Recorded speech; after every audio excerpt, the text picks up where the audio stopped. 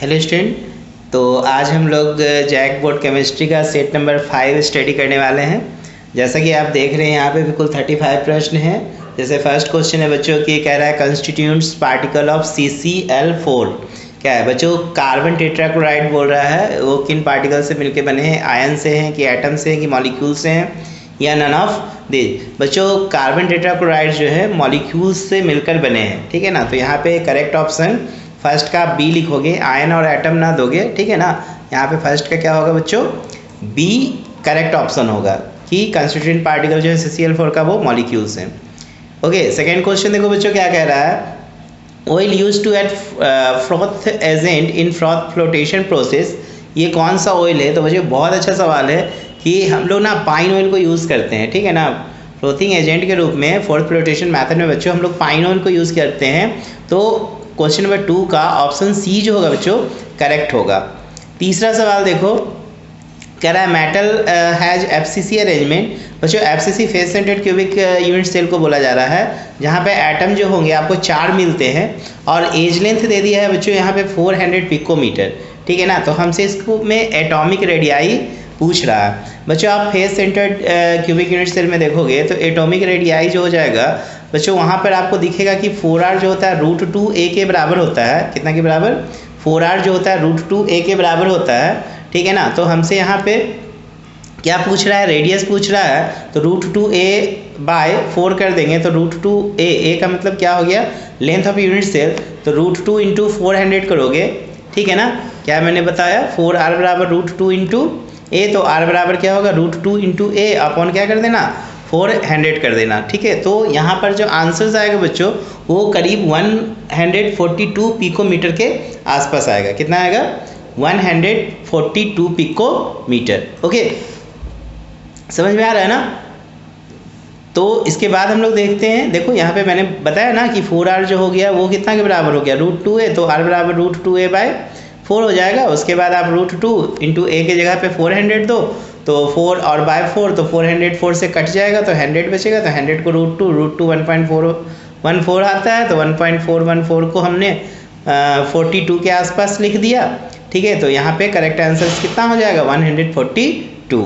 Okay, चलो इसके बाद है क्वेश्चन नंबर 3 हो गया। 4 देखो बच्चों, 4 में क्या कह रहा है कि आयनिक कंपाउंड है BC से स्ट्रक्चर है with atom A occupying the corner of unit cell and B at the body center। Formula of ionic compound क्या बोल रहा है बच्चों? आयनिक कंपाउंड में बोल रहा है ना BC से स्ट्रक्चर है जहाँ पे एक एटम कॉर्नर पे है, तो कॉर्नर से 8 कॉर्नर है, तो 8 कॉर्नर से एक एटम निकलेगा, तो यहाँ पे A हो जाएगा। और बॉडी सेंटर्ड में बोल रहा है B एटम है, तो बॉडी सेंटर्ड में एक एटम होंगे, तो स्ट्रक्चर AB होगा। ओके ना, याद रखना BC से स्ट्रक्चर में A जो है कॉर्नर से है और B है बॉडी पर है, तो बॉडी पे एक एटम, कॉर्नर से एक एटम, तो यहाँ पर फार्मूला जो आयनिक कंपाउंड का बनेगा वो क्या बन जाएगा? AB बनेगा। तो क्वेश्चन नंबर 4 का A करेक्ट ऑप्शन होगा। इसके बाद देखो बच्चों, क्वेश्चन नंबर 5 में कह रहा है विच of the following is an example of diamagnetic substance. बच्चों डायमैग्नेटिक सबस्टेंस इसमें कौन सा है? बच्चों यहाँ पे आप याद रखना सोडियम क्लोराइड जो होंगे डायमैग्नेटिक सबस्टेंस होंगे, ठीक है ना। कौन होंगे? सोडियम क्लोराइड जो होंगे बच्चों डायमैग्नेटिक सबस्टेंस होंगे।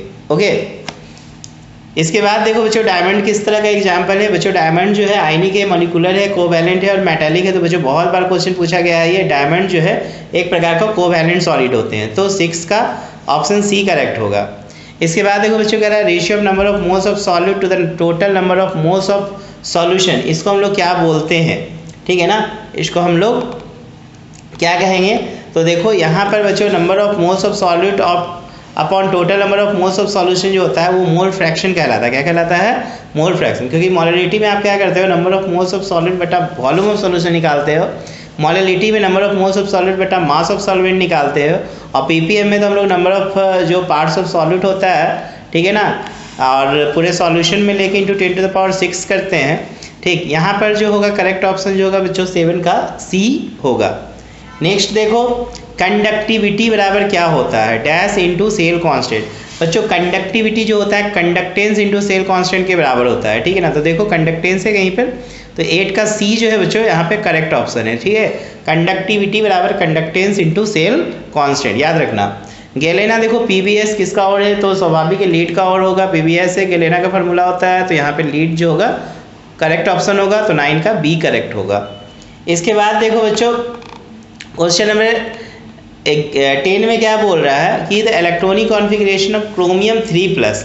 बच्चों क्रोमियम का एटॉमिक नंबर 24 होता है, यहाँ से 3+ है तो आप इसके 3 इलेक्ट्रॉन को निकाल लो तो 21 हो जाएगा, ठीक है ना। तो 21 का जो करेक्ट कॉन्फ़िगरेशन होगा, देखो 21 है ना, तो आपका आर्गन 18 हो गया और 18 3, यहाँ पे देखो 21 मिल रहा है और यहाँ पे भी 21 मिल रहा है, यहाँ पे तो ज़्यादा मिल गया, यहाँ पे भी आर्गन 18 19 3 22 मिल रहा है। तो इसी दोनों में कोई होगा तो देखो 4s1 और 3d2, 4s0 3d3।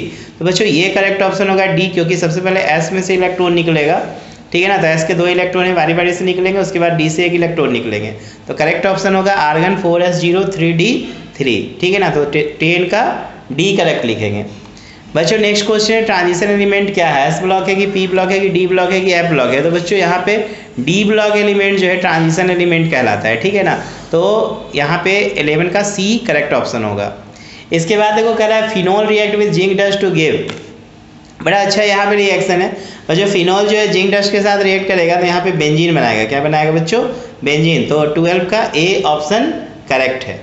इसके बाद देखो सेलिसाइलडिहाइड कैन बी प्रिपेयर्ड। बच्चों बहुत अच्छा सवाल है, सेलिसाइलडिहाइड जो है रेमटेबल रिएक्शन के द्वारा प्रिपेयर्ड होता है। 2 तरह का क्वेश्चन इससे बराबर पूछता है, सेलिसाइक्लिक एसिड जो कोल्बी रिएक्शन के द्वारा मिलता है, और सेलिसाइलडिहाइड बच्चों डायमंड टाइमन रिएक्शन के द्वारा मिलता है। तो यहाँ पे 13 का सी करेक्ट होगा।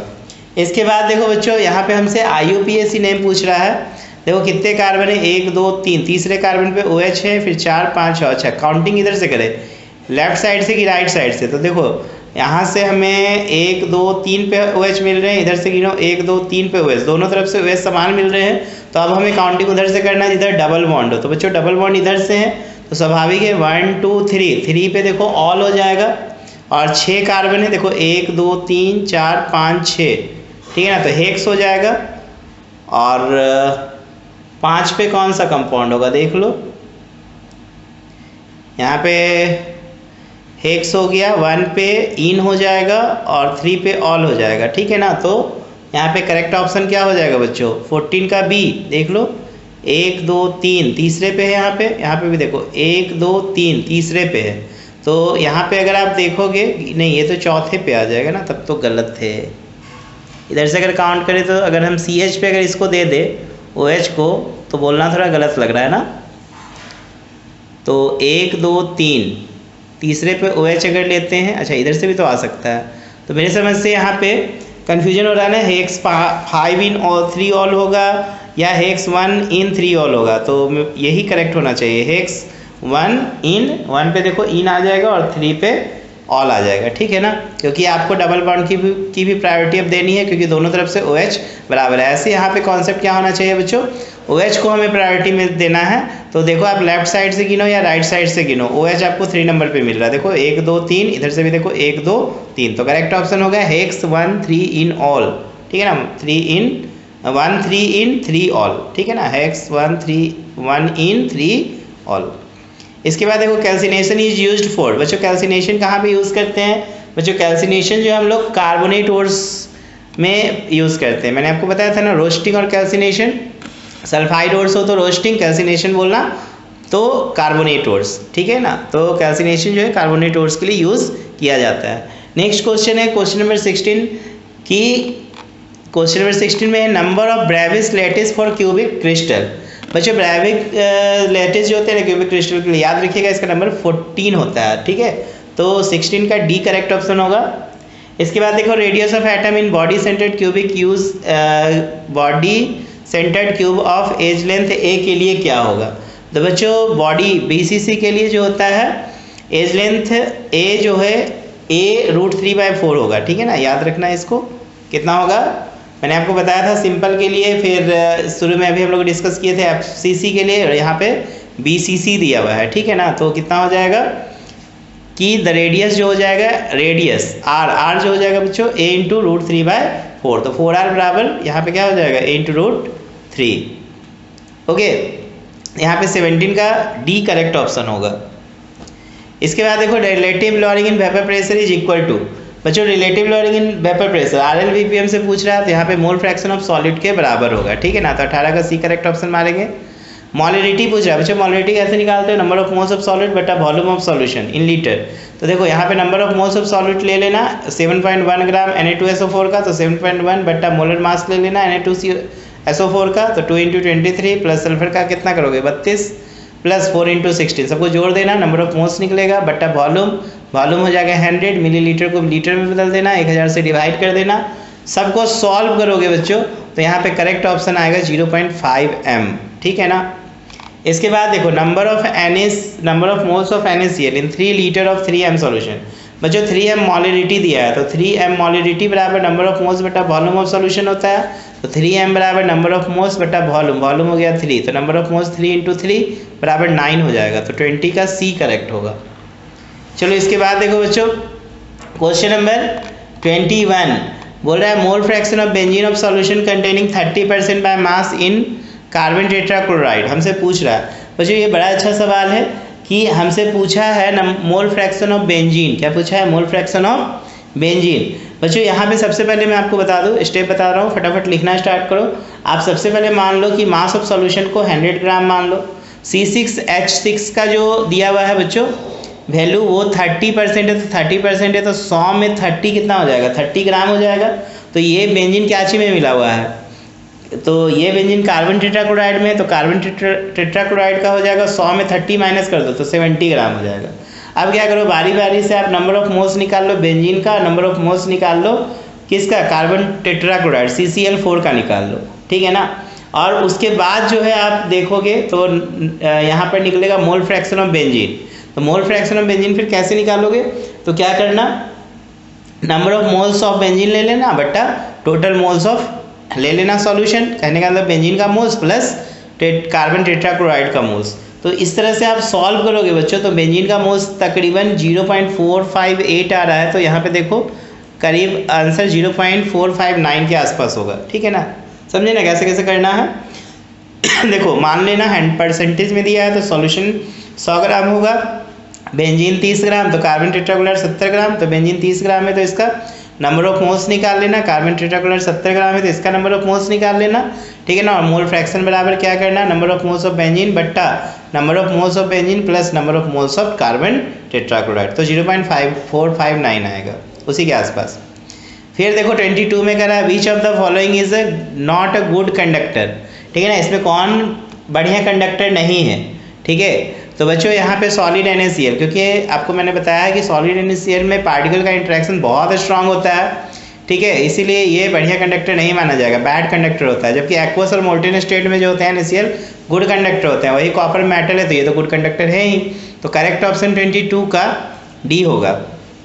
फिर देखो हमसे पूछ रहा है यूनिट ऑफ सेल कांस्टेंट क्या होता है बच्चों, unit of cell constant L/A, तो L हो गया सेंटीमीटर, A होता है एरिया तो सेंटीमीटर बाय सेंटीमीटर स्क्वायर, तो पर सेंटीमीटर आ जाएगा, तो 23 का D करेक्ट ऑप्शन होगा। फिर देखो during electrolysis of aqueous CuSO4 copper is deposited, बच्चों इलेक्ट्रोलाइसिस ऑफ एक्वस CuSO4 कर रहे हैं तो कॉपर है, तो कॉपर का बच्चों रिडक्शन होता है और हमें पता है कि रिडक्शन जो होता है हमेशा कैथोड पे होता है, तो 24 का ऑप्शन A करेक्ट होगा। यहाँ पे देखो हमसे पूछ रहा है लिमिटिंग मोलर कंडक्टिविटी Cf2+ और Cl- का दिया हुआ है, हमसे पूछ रहा है value of limiting molar conductivity CaCl2। बच्चों मोलर कंडक्टिविटी CaCl2 का निकालने के लिए आप क्या करना limiting molar conductivity Ca+ 2 into limiting molar conductivity of Cl- को ऐड कर देना, तो Ca का देखो 119 है, आप प्लस 2 इंटू क्या कर देना 76.3 कर देना, समझ रहे हो ना, 2 इंटू 76.3, तो 119 प्लस 2 इंटू 76.3 को ऐड करोगे तो तकरीबन 271.6 साइमन सेंटीमीटर स्क्वायर पर मोल आएगा, तो 25 का B करेक्ट ऑप्शन होगा, ठीक है। इसके बाद देखो क्वेश्चन नंबर 26 बोल रहा है 96500 coulomb electricity pass through CuSO4 solution it will liberate. अब देखो बच्चों CuSO4 का आप देखोगे तो Cu जो है 2+2 मोल इलेक्ट्रॉन लेके यहाँ पे बनाएगा डिपॉजिट होगा, तो यहाँ पे कॉपर जो होता है बच्चों 63.5 ग्राम होता है, ठीक है ना। तो यहाँ पे बोल दिया 2 इंटू 96500 कूलम से 63.5, इसलिए 1 से इसलिए इतना से, तो 63.5 बाई 2 हो जाएगा, तो करेक्ट ऑप्शन 31.76। हमको लगता है कि पिछला भी एक आध सेट में इस तरह का सवाल था ना, सेम टू सेम क्वेश्चन। तो यहाँ पे जो हो जाएगा बच्चों 26 का ए करेक्ट ऑप्शन होगा। समझ में आ रहा है ना? देखो 2 मोल CuS कॉपर यहाँ पे मिल रहा है, ठीक है ना। तो 2 × 96500 कूलम से कितने कॉपर, तो एक CuSO4 में 1 मोल कॉपर 63.5 हो गया, इसलिए 1 से, इसलिए 96500 कूलम से निकालोगे तो कितना हो जाएगा 63.5/2, तो 31.76 ग्राम ऑफ कॉपर हो जाएगा। ये करेक्ट ऑप्शन होगा 26 का ए। इसके बाद देखो बच्चों anomalous electronic configuration of 3D series. बच्चों यहाँ पे हमें पता है ना कि कॉपर और क्रोमियम जो होते हैं एक्सेप्शनल कॉन्फ़िगरेशन को फॉलो करते हैं, ठीक है ना। ये 24 है तो D5 बन जाता है S से 1 इलेक्ट्रॉन लेके, और यहाँ पर S से 1 इलेक्ट्रॉन लेके D10 बना लेता है, ठीक है ना। तो क्रोमियम और कॉपर जो है एनामोलस बिहेवियर दिखाते हैं, तो यहाँ पे 27 का डी करेक्ट ऑप्शन होगा। इसके बाद देखो 28 में क्या बोल रहा है, the property which is not characteristics of transition metal, variable oxidation state, ये तो बिल्कुल होता है। टेंडेंसी टू फॉर्म कम्प्लेक्स, ये तो बिल्कुल बनाते हैं, इसलिए तो कोऑर्डिनेशन कंपाउंड भी एक चैप्टर है पूरा, ठीक है। फॉर्मेशन ऑफ कलर्ड कंपाउंड, ये भी बनाते हैं, ठीक है। मैंने आपको बताया था ना कि जिसका डी जो होगा 0 या 10 नहीं होगा, क्योंकि 0 और 10 जो होते हैं वो क्या हो जाते हैं, कलर लेस। यहाँ पे फॉर्मेशन ऑफ कलर कंपाउंड बनाएगा, ठीक है ना। नेचुरल रेडियो एक्टिविटी, ये तो गलत हो जाएगा, तो 28 का डी करेक्ट ऑप्शन होगा। KMnO4 क्या है बच्चों, KMnO4 एक बढ़िया ऑक्सीडाइजिंग एजेंट माना जाता है, पोटेशियम परमैंगनेट, तो 29 का ए ही होगा करेक्ट ऑप्शन। रिड्यूसिंग नहीं बोलेंगे, ऑक्सीडाइजिंग रिड्यूसिंग दोनों नहीं होगा। इसके बाद देखो नंबर ऑफ आइसोमर्स हमसे पूछ रहा है, C4H9Br का है। बच्चों जब इसका आप आइसोमर्स को खींचोगे ना, तो देखो एक तो स्ट्रेट में आ जाएगा, फिर ब्रोमीन चेंज करेगा, फिर कार्बन का 2 बार चेंज होगा पोजीशन, तो यहाँ पे टोटल 4 बनेंगे। तो C4H9Br का जो होगा आइसोमर्स हो जाएंगे 4 हो जाएंगे, ठीक है ना। इसके बाद देखो बच्चों नेक्स्ट क्वेश्चन है कि द निगेटिव पार्ट ऑफ, ठीक है ना, addendum add on the carbon atom of double bond containing the least number of hydrogen atom, this rule is known as. बच्चों यहाँ पे ना ये मार्कोनिकोव रूल के विषय में बोल रहा है, ठीक है। यहाँ पे मार्कोनिकोव रूल के विषय में बोल रहा है कि the negative part of addendum adds on the carbon atom of double bond containing the least number of hydrogen atom, तो ये जो रूल होगा मार्कोनिकोव रूल्स हो जाएगा, तो 31 का डी करेक्ट ऑप्शन होगा, ठीक है ना। याद रखना स्टेटमेंट मार्कोनिकोव रूल का है।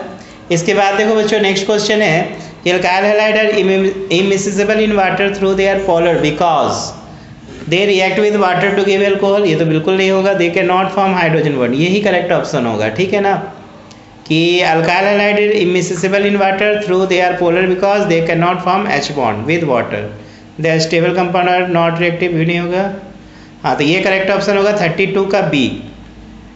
नेक्स्ट है बच्चों, which of the following reagent can not be use to oxidise primary alcohol to aldehyde, तो which of the following reagent can not be use to oxidise primary alcohol to aldehyde, क्रोमोक्सर नहीं होगा। Potassium permanganate यहाँ पे correct option होगा बच्चों, तो 33 का बी करेक्ट मारना, ठीक है। इसके बाद देखो phenol which treated with excess bromine water to give a precipitate of, ये बच्चों बहुत अच्छा सवाल है, बार बार आ रहा है, 2,4,6 ट्राइनाइट्रोफिनॉल हो जाएगा, ठीक है ना। अच्छा यहाँ पे ब्रोमीन वाटर है ना, तो ट्राइब्रोमोफिनॉल हो जाएगा, नाइट्रो नहीं है। तो phenol when treated excess of bromine water give white precipitate of 2,4,6 tribromophenol. इसके बाद देखो लास्ट क्वेश्चन है कि फिनॉल जो है इथाइल मैग्नीशियम ब्रोमाइड ग्रेनाड रीजन से रिएक्ट करके क्या बनाता है बच्चों, यहाँ पे बेंजीन बनेगा, क्या बनेगा, बेंजीन, ठीक है। तो करेक्ट ऑप्शन जो होगा C6H6 ऑप्शन ए करेक्ट होगा। इस तरीके से सारे सवाल का आंसर्स क्लियर हो रहा है, ठीक है। तो चलो बच्चों मेहनत करो, ठीक है। आज हम लोग का सेट 5 भी कंप्लीट होता है। Okay, thank you.